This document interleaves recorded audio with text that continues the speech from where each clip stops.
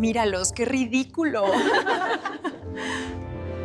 Espera, ¿no es ella la? Sí, es ella.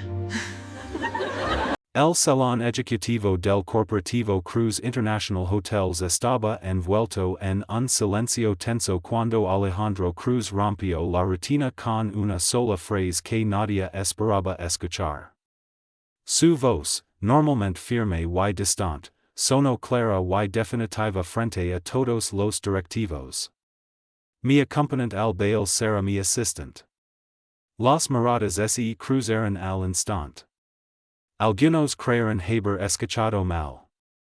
Otros simplemente se quedaron inmóviles, tratando de procesar aquella declaración imposible.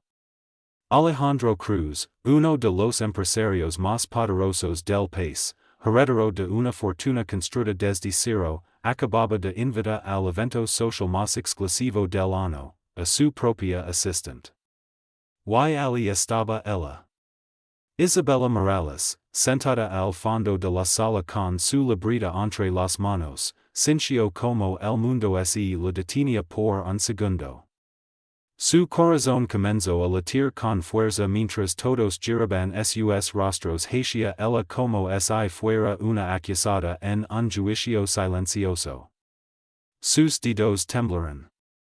Nunca había sido buena con la atención, y menos con ese tipo de atención cargada de desprecio disfrazado de sorpresa. Alejandro era sinónimo de poder. Trajes hechos a medida, reuniones con políticos, contratos millonarios cerrados en minutos. Isabella, en cambio, era solo la asistente. La que organizaba agendas, revisaba documentos, solucionaba problemas en silencio. La que nunca aparecía en las noticias ni en las portadas de revistas. Tu asistente. Rio una de las sochas con burla apenas disimulada.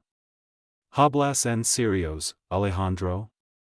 Completamente, respondió él sin titubear. Las risas nerviosas comenzaron a recorrer la habitación como una enfermedad contagiosa.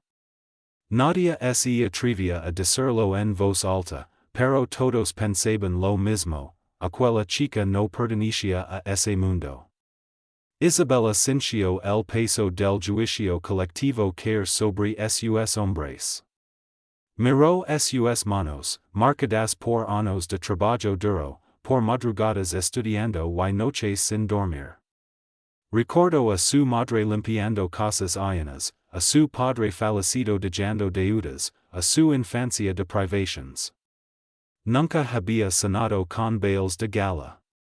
Solo cenaba con estabilidad. Esto es absurdo, intervino otra voz. El baile es un evento de élite, de imagen corporativa, de alianzas estratégicas. No es un capricho romántico. Alejandro clavó su mirada en los presentes. Justamente por eso ya decidí. Isabella sintió un nudo formarse en su garganta. No estaban discutiendo por ella como persona, sino como si fuese un error administrativo, un fallo en la estrategia. No importaba lo que ella sentía. Solo importaba lo que representaba. Al salir de la sala, los susurros comenzaron de inmediato. Seguro que provocar a su madre. Esto va a arruinar su reputación. Esa chica solo busca escalar socialmente. Cada palabra era una daga. Isabella caminó directo a su escritorio sin levantar la mirada, fingiendo no escuchar nada, aunque cada comentario se lo quedaba grabado en el pecho como fuego lento. Horas más tarde, Alejandro se acercó a ella. No tienes que aceptar si no quieres, lo dijo en voz baja. Pero quería que la invitación viniera de mí, no como tu jefe, sino como un hombre que te respeta. Isabella lo miró con los ojos llenos de dudas. No estoy hecha para ese mundo, señor Cruz. Él negó suavemente. Ese mundo necesita aprender a ver más allá del apellido. Esa noche, Isabella regresó a su pequeño departamento con el corazón dividido entre el miedo y la ilusión. Sabía que, aceptara o no, nada volvería a ser igual. Su teléfono vibró con mensajes crueles de compañeros que ya celebraban su futura queda social. La estaban esperando para verla fracasar. Pero lo que nadie sabía era que Isabella no era simplemente una asistente. Ella escondía una historia, una verdad y un poder que esa sociedad elitista jamás imaginó. Y el baile estaba a punto de cambiarlo todo. Desde el día en que Alejandro la invitó al baile, la oficina se transformó en un campo minado para Isabella. Los saludos se volvieron fríos, las sonrisas falsas, y los cuchicheos constantes. Cada vez que caminaba por los pasillos, sentía como las miradas la pesaban como piedras. Nadie la veía como la asistente eficiente, sino como la atrevida, que osó cruzar una línea invisible entre las clases sociales. Se cree algo importante por una invitación, susurró una ejecutiva sin bajar la voz. Isabella apretó los labios y siguió caminando. Había aprendido desde niña que el silencio, a veces, era la única forma de dignidad. Mientras tanto, la madre de Alejandro, una mujer implacable acostumbrada a decidir destinos con una sola llamada, juró que su hijo aprendería la lección. Convocó a miembros influyentes del consejo y sembró la duda, habló de escándalo, de reputación, de vergüenza. El nombre de Isabella fue pronunciado como si fuera una mancha. Y esa misma noche, Isabella intentó cancelar. No quiero causar problemas, lo dijo a Alejandro, con la voz temblorosa. Todos me odian. Él la miró con calma, pero con una firmeza que nunca ella había visto. No te invitan al baile, dijo. Te temen. ¿Por qué no encajas en su molde? Isabella bajó la mirada. Nadie en su vida la había defendido así. En casa, frente a su reflejo gastado en el espejo, se preguntó por qué, de todas las personas, ella había sido elegida para cargar con ese desprecio. Recordó los años trabajando en silencio, pagando cuentas, sosteniendo a su familia. Nunca quiso lujos. Solo quiso respeto. Los días pasaron entre humillaciones veladas y risas disfrazadas de cortesía. El nombre de Isabella comenzó a circular en círculos donde jamás hubiera imaginado. No como una futura dama de sociedad, sino como un error que todos querían ver fracasar. Pero mientras ellos la subestimaban, algo comenzó a cambiar dentro de ella. Ya no caminaba con los hombres encajados. Empezó a levantar la mirada. A responder con seguridad. A dejar de pedir permiso con los ojos.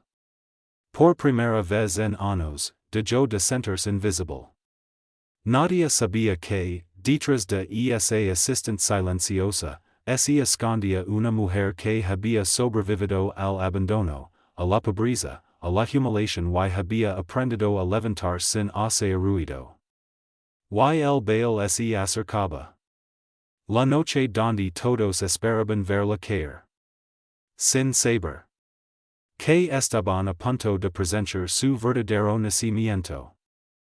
Faltaban solo 4 días para el baile cuando Isabella recibió una llamada que no esperaba. Era su tía Clara, la única persona de su familia que conocía su pasado completo. Al escuchar su voz, Isabella sintió como algo se removía en su interior. Sup lo del baile, dijo su tía con suavidad. Y también sup como te están tratando.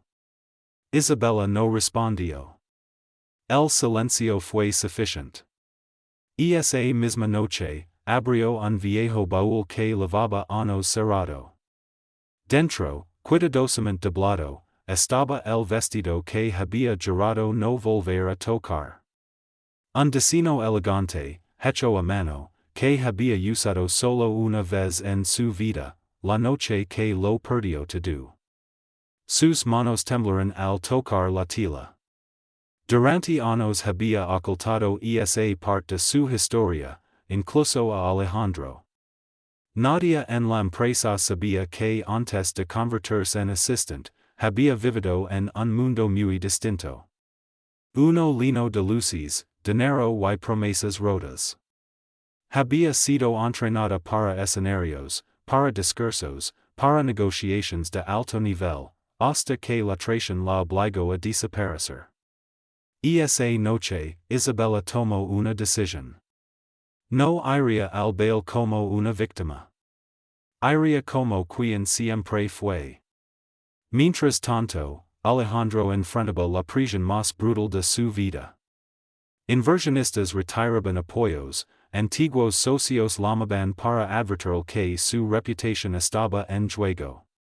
Incluso su madre le dio un ultimátum, si Isabella aparecía en ese evento, él perdería respaldo dentro del consejo. Alejandro escuchó todo en silencio. Y aún así, no dio marca atrás. Prefiero perder poder que perder respeto por mí mismo, dijo con voz firme. El día del baile llegó.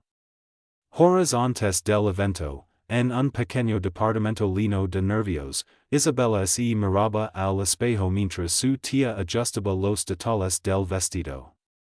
Ya no era la asistente discreta que todos conocen. Su postura había cambiado. Su mirada también. Hoy no vas a demostrar quién eres, lo dijo su tía. Hoy van a entender quién siempre fuiste. Isabella respiró profundo. Y por primera vez en años. No sintió miedo. El salón del Gran Hotel Imperial brillaba como un palacio de cristal. Candelabros gigantes, música de cuerdas, trajes de gala y conversaciones cargadas de poder llenaban el air. Era la noche donde se celebraban millones en acuerdos, y donde también se destruyen reputaciones con una sola mirada. Uno a uno, los invitados importantes iban entrando. Políticos, empresarios, heredaras, familias reconocidas. Todos esperaban ver a Alejandro acompañado de alguna mujer de apellido ilustre. Nadie esperaba lo que estaba por ocurrir. Cuando el automóvil negro se detuvo frente a la entrada principal, varios se giraron con interés. Alejandro descendió primero. Impecable, seguro, con la mirada firme. Algunos murmullos comenzaron a elevarse. ¿Vendrá solo? Entonces, él extendió la mano. Isabella bajó del auto. Por un segundo, nadie respiró. No por el lujo del vestido, sino por la presencia que ella irradiaba. Caminaba con paso tranquilo, la espalda recta, la mirada serena. Ya no era la asistente silenciosa de los pasillos. Era una mujer que sabía perfectamente quién era, aunque nadie más en lo supiera. Al principio, llegaron las risas contenidas.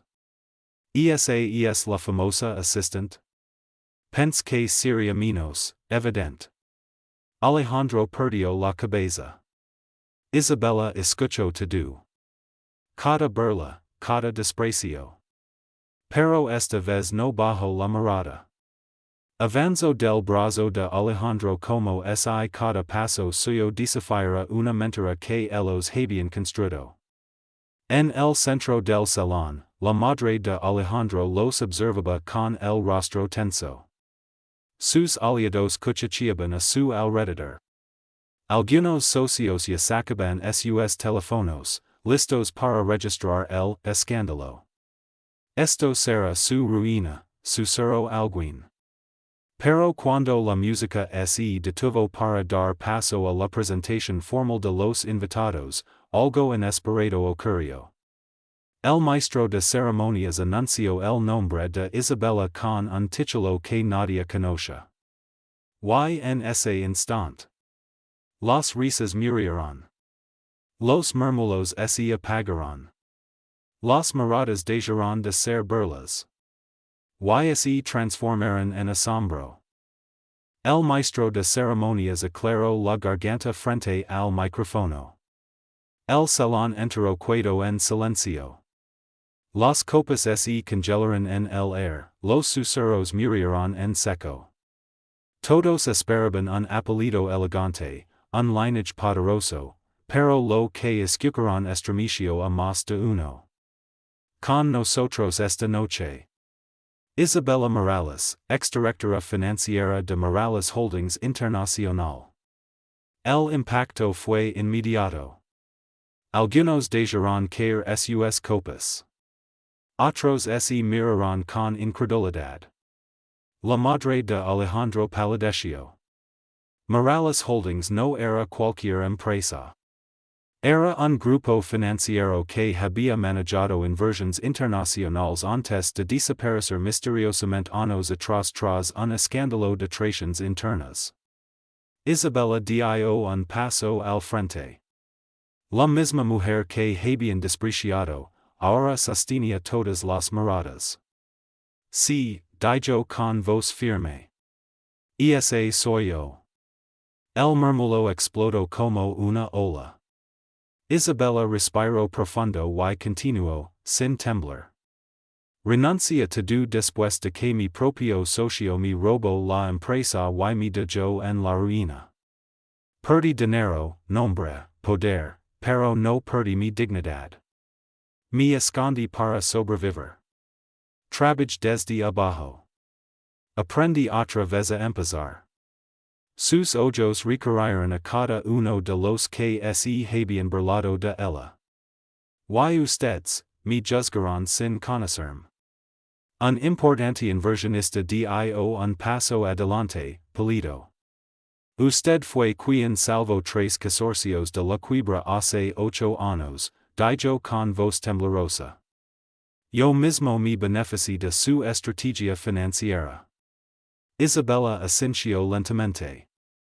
Y hoy trabajo como asistente porque el poder no define mi valor. La integridad sí. Alejandro la miró como si la viera por primera vez. No por su pasado, sino por su grandeza. Los mismos que antes la humilhaban ahora la rodeaban con sonrisas falsas, intentando salvar relations, positions, reputations. Pero ya era tarde. El respeto no puede exigirse cuando liga por conveniencia. La madre de Alejandro no pudo sostener la mirada. Isabella había entrado a ese salón como una asistente. Y ahora todos entendían que frente a ellos había estado, todo ese tiempo, una mujer más poderosa que muchos de ellos juntos. El salón ya no era el mismo. La música había regresado, pero algo se había roto para siempre en la imagen perfecta de muchos. Los poderosos que minutos antes la despreciaban ahora caminaban con cautela, con sonrisas forzadas, intentando acercarse a Isabella como si siempre la hubieran respetado. Ella los observaba en silencio. No había rencor en su mirada, solo claridad. Uno a uno, los socios que antes la humillaron comenzaron a recibir consecuencias inmediatas. Esa misma semana, 2 contratos se cancelaron. Un directivo perdió su cargo tras revelarse fraudes ocultos. Otro fue expuesto públicamente por irregularidades financieras que Isabella, sin decir una palabra, simplemente permitió que salieran a la luz. No hubo venganza. Solo verdad. La madre de Alejandro pidió hablar con ella. Me equivoco, admitió con la voz quebrada. Te six como una amenaza, porque iris todo lo que yo dejé de ver. Isabella la miró con serenidad. No soy una amenaza, respondió. Soy el resultado de lo que pasa cuando alguien deja de rendirse. Alejandro, al escuchar eso, supo que su decisión había sido correcta. Por primera vez, sentía que su poder tenía sentido. Días después, Isabella renunció a su puesto de asistente. No para volver al mundo del lujo, sino para iniciar un fondo de apoyo para mujeres invisibilizadas, para quienes habían sido silenciadas, subestimadas, olvidadas. Con el respaldo de inversionistas que ahora sí la respetaban, levantó una red de oportunidades donde ninguna historia era juzgada por su origen. Alejandro no perdió su imperio. Ganó algo mejor. Respeto. Amor. Y una nueva forma de liderar. La sociedad aprendió una lección que no pudo borrar. Que el estatus no define la grandeza. Que el apellido no mide el valor. Y que quien humila, tarde o temprano enfrenta su reflejo.